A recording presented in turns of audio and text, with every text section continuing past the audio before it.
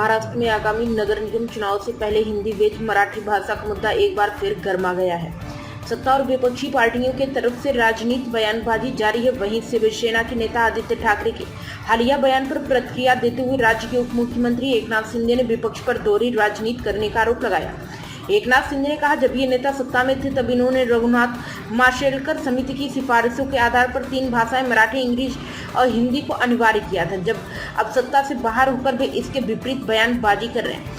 शिंदे ने बयान में कहा कि जब वे सरकार में थे तो उन्होंने यह व्यवस्था लागू की थी, अब सरकार में नहीं है तो भूमिका बदल गई। इस प्रकार की दोमुही राजनीति करने वाले मंत्री को दादा भुसे का इस्तीफा मांगने का कोई अधिकार नहीं है।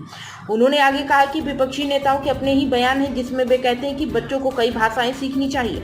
इसके बावजूद मौजूदा सरकार ने मराठी को अनिवार्य किया और उसे प्राथमिकता दी है।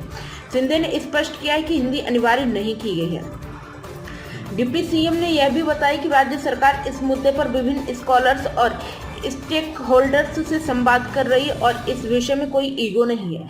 उन्होंने कहा कि मुख्यमंत्री समेत हम सभी बैठकर निर्णय लेंगे। हमने मराठी को प्राथमिकता दी है और उसका सपना पूरा करते हैं, उसका पूरा सम्मान करते हैं। शिंदे ने यह भी कहा कि सरकार ने कई बार विश्व मराठी सम्मेलन आयोजित किए और मराठी भाषा को बढ़ावा देने के लिए मराठी भाषा भवन का निर्माण भी कराया जा रहा है। अंत में शिंदे ने विपक्ष को आड़े हाथे लेते हुए कहा कि जब ये नेता सरकार में होते तो उनकी भूमिका कुछ और होती है, जब सत्ता से बाहर होते हैं तो बयानबाजी बदल जाती है। उन्होंने दावा किया कि जनता सब जानती है और यह राजनीतिक चाल अब चलने वाली नहीं है। जनता को सब समझ में आता है।